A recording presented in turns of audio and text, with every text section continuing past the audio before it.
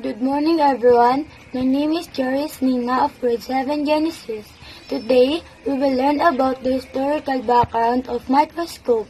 But first, I will give you the meaning of this important word, microscope.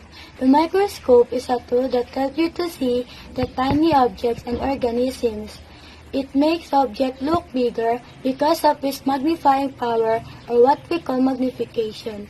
It also has the capacity to distinguish small gaps between 2 points which we cannot distinguish through its resolving power or resolution. Microscopy. The microscopy is the technical field of using microscope to view samples and objects that cannot be seen with the unaided eye. With the use of microscope, scientists and doctors can study organisms, that diseases, and environmental damage. Microbiologist. A microbiologist is a scientist who studies microscopic organisms including bacteria, algae, and fungi. They also study the characteristics of pathogens such as viruses and prions. Now let's go with the historical background of microscope.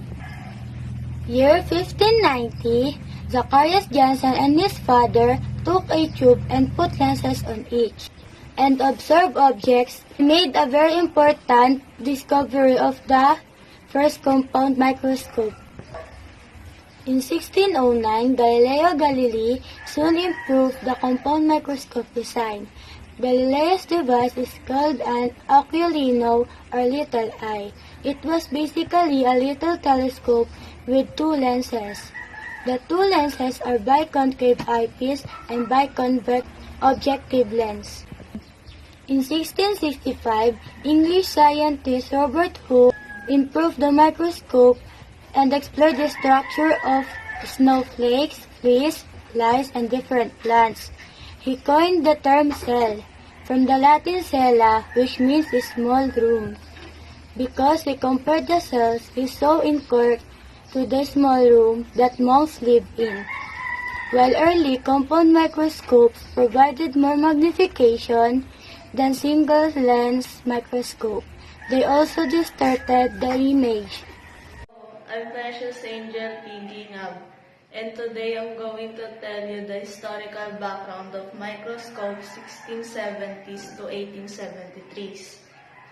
On 1670s, where the living cells were seen, the Dutch scientist named Antoine van Leeuwenhoek designed a high-powered microscope with a single lens. He was the first one to describe sperms from dogs and humans. He also studied some protozoan, yeast, red blood cells, and bacteria from the person's mouth. He invents new method for making lenses that allows to magnifications up to 270 times.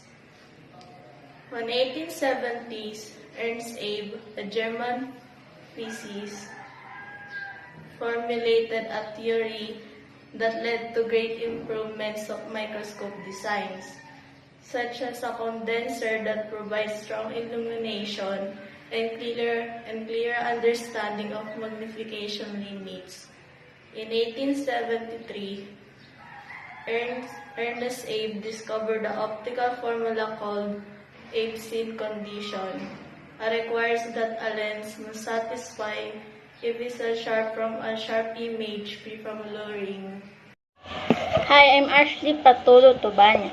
In 1880, German engineer Carl Zeiss began making refinements to the lenses he used in the microscope he manufactured.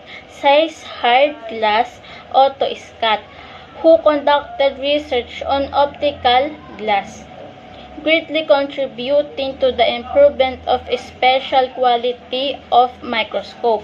With the advancement of technology and improved optics, the microscope, as we know it today, came into being. The theoretical minimum size able to be viewed by an optical microscope in 200 minimum. Optical microscopes are only able to focus on objects that are at least size of a wavelength of light, usually a wavelength of around 550 minimum. In 1931, German physicist Ernst Ruska and the electrical engineer Max Keinol constructed the prototype electron microscope, capable of 400 power magnification and can produce images of much higher resolution. It is made of electromagnetic that could focus a beam of electrons and several lenses in a series. Electrons were passed through and very thin slices of the object being studied and are deflected onto photographic film or onto a fluorescent screen, producing a greatly magnified images.